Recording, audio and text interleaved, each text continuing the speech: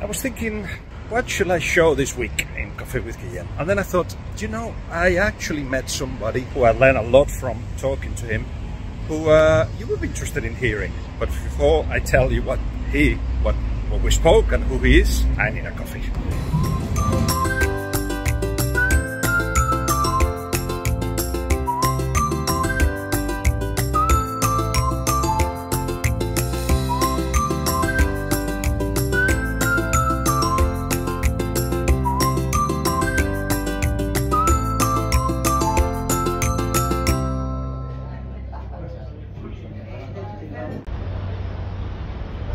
So, it's Daniel Geey. He calls himself a lawyer, but I call him a content creator. This is a chat that I had with him for UCFB, the university I do master classes for. This was the first one of 3. There's 2 more to go. If you want to get into football, UCFB is definitely a way of doing so. So I hope you enjoy the chat.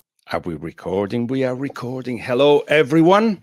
In front of me is Daniel Geey, who, of course, is a partner in the sports group at Sheridan's, the media and technology law firm. You work with a variety of clubs, players, agents. You help them and advise them on takeovers, transfers, contract negotiations, endorsement deals, reputation management. That's an interesting one. Disciplinary, broadcasting, and dispute issues. You have written books. Done Deal was the first one, and your latest career book, Build the Invisible, which we'll touch on, and as well as posting blog articles on your own website, which is www.danielgeey.com. I've read you on the BBC, or seen you or heard you at BBC, ITV, Sky Sports, BT Sports, or TNT now, CNN, and Bloomberg. And you have a couple of podcasts going, the Dan and Norma Show, and also a series of interviews in Build the Invisible. Let's go back to the beginning. I started talking to you when you decided to make the jump that you're going to describe now. Go on.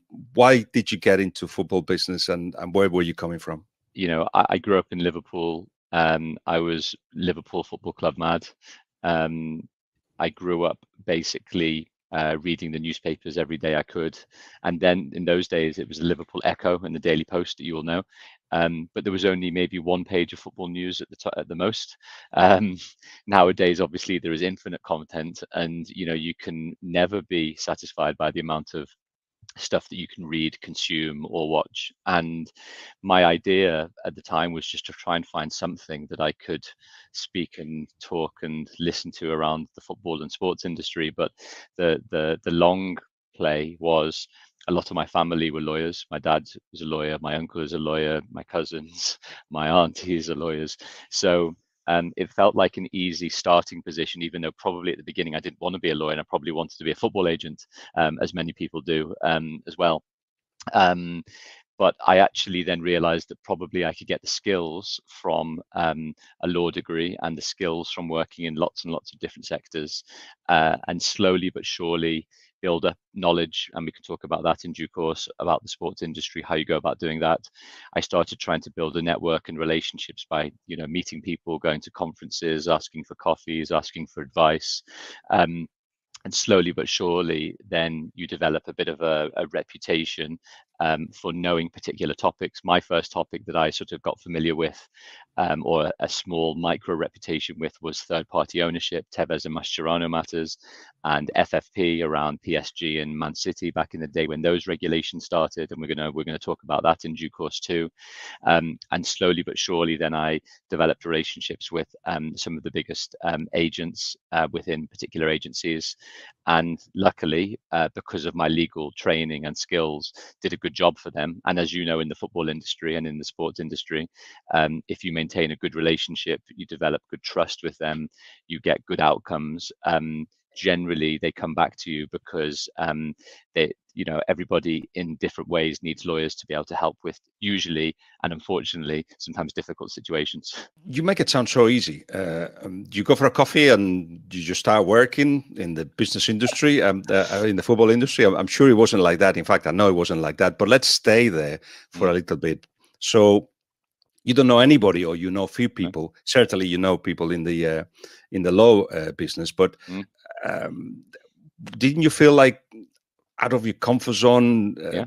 What kind of conversations would you have with those people, and how did you manage to get hold of them? I tried to do one or two very, very simple things. Part of my initial strategy was to build knowledge in the football industry. So read every single case in the football industry and sports industry I could, understand everything that was going on, spend hours researching, blogging, speaking to people.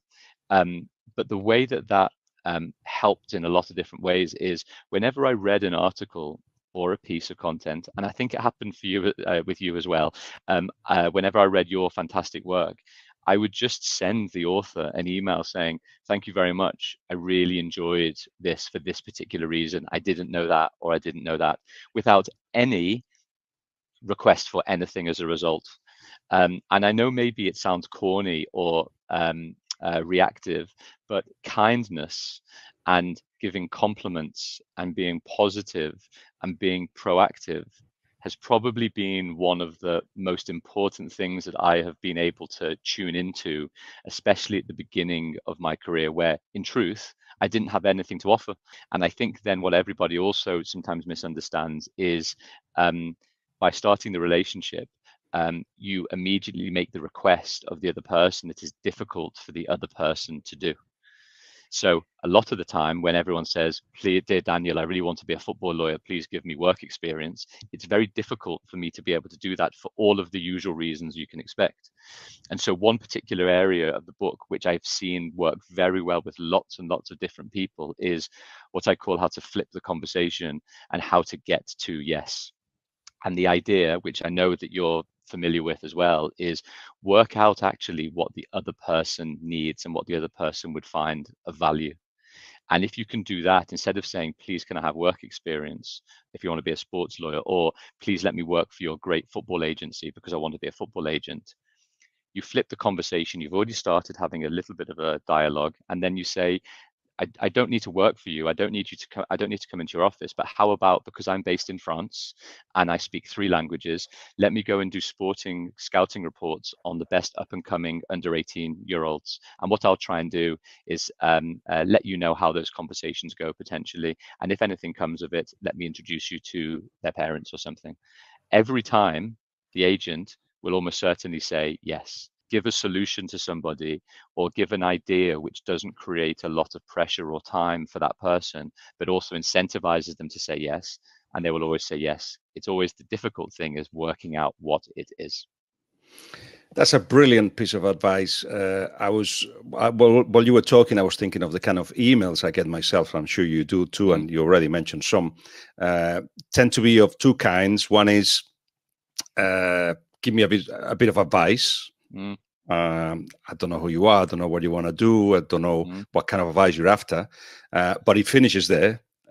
And the other one is, can I do some work for you, or do you know anybody that needs work? And it's like, I'm busy in my life. I'm not going to be looking for work for you. While at the same time, by pure intuition, but it's what you basically are asking for, I'm talking everywhere I can about Beaglesware United, which is the club I'm the chairman of. Yes. Now, the idea is not so much come and join us because that's what I want you to do. It's because if you actually ask the relevant questions and you get involved, I'm going to help you. If I see that you're consistent, there is the possibility of working for the guys that do my social media. If you do that well enough, my agent always looks for people that are clever and sharp and have got the right energy and attitude. That is the way. But let's go to the present. What is a day in the life of Daniel Geey like? Well, it just depends. So, as you know well, whenever we speak, if it's in the transfer window, it can literally be like this. There are days where you're waiting for things to happen, that you need to clear your time for when the thing happens, and then you are reactive to everything. So, in some of the bigger deals that we were doing over the summer, things were going on for 3 months, is the truth. And everybody only sees the newspaper story right at the end and says the big deal that's been done, ever many million, and whatever the wages and image rights and agents fees and whatever else it might be. But I'm more, as you know as well, it is the exception to the rule that a deal actually gets done. For every deal that gets done, probably about 20 don't, is the truth. So I'm always really, really worried and conscious that as the lawyer, making sure I don't mess up any deals that are going to be done or not. But outside of the window, as you said in the sort of bio in the beginning, I will do a vast array of most legal matters for footballers and agents. So it might be a boot deal, it might be a brand ambassador deal, it might be a dispute. It might be a disciplinary matter. We've seen loads of vetting issues going on at the moment. We see lots of other disciplinary issues that crop up. It might be things to do with reputation management, as we said, stories in the press or otherwise. It might be that some of our players are investing in particular companies that I will also help with too. So, and then on the flip side, I also work with quite a lot of high net worth individuals who will buy into football franchises, sports franchises. So they'll be buying and selling particular clubs, for example. And those projects obviously take a little bit longer to fruition. This conversation is full of jewels of knowledge and experiences, which I think people will appreciate, because students haven't got there yet, but they'll find themselves in situations similar to yours or mine. But now let's jump into Sky Sports News. I give you a call, producer gives you a call, I'm the presenter of the show, and there is a bunch of things that people don't know much about, so I'm going to ask you. So we've got with us Daniel Geey of Sheringhans, who's going to clarify some of these doubts that we all have. We don't know really enough about financial fair play, our wage cap, about why the Premier League is going ahead from the rest of Europe. So Daniel, I hope you can help us with it. Starting with financial fair play, where are we with that at the moment? Is it the perfect system, you feel? Well, I think you can probably take it in about 2 or 3 different directions. But to your question, I think you have to go back almost 12 or 13 years to FFP's inception. You have European clubs in over 1.5 billion euros worth of debt and losses. You have a situation whereby owners are having to fund huge amounts of losses, and there is no sustainability in European football. So UEFA's quite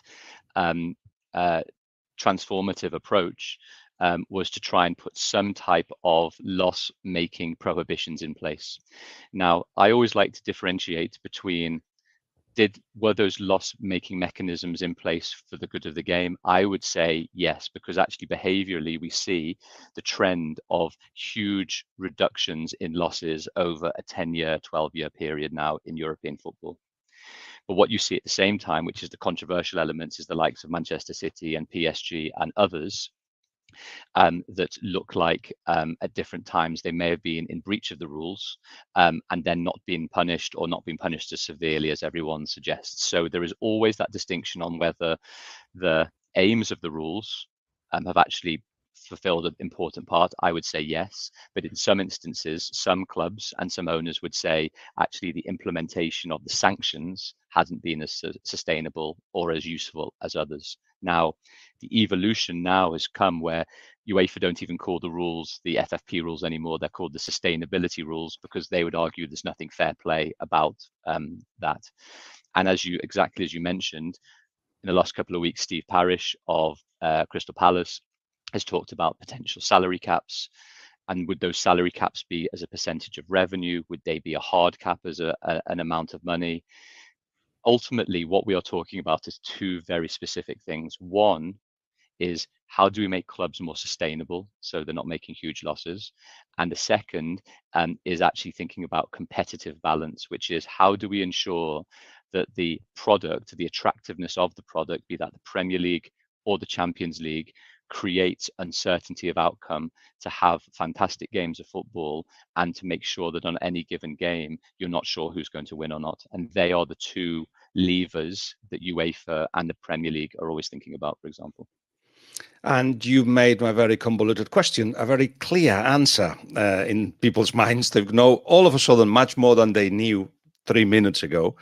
But I'll continue with the conversation as if we were in Sky Sports News, and I'll say, right, you're talking about wage cap. Is that the solution to get a more balanced environment in which, competition is at the forefront of everything, and you get, say, in Europe, the likes of Bruges or Ajax winning again, or in the case of the Premier League, Brighton winning the league? Is that possible, or is that gone forever?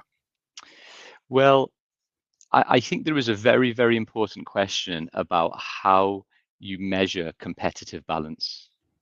So when I mean by competitive balance, I mean, are we saying Manchester City or Liverpool or Arsenal or Man United or Chelsea winning the league every year or every other year?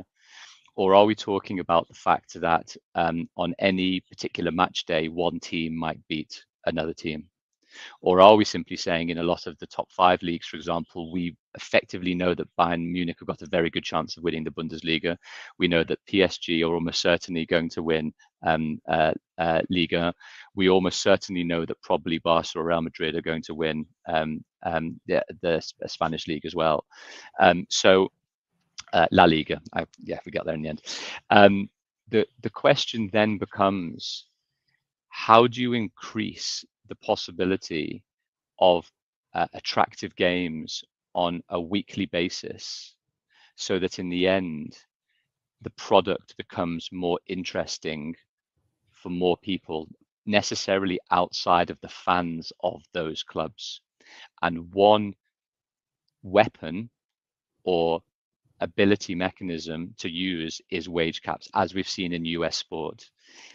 You try and create better competitive balance by equalizing the resources of all the participants.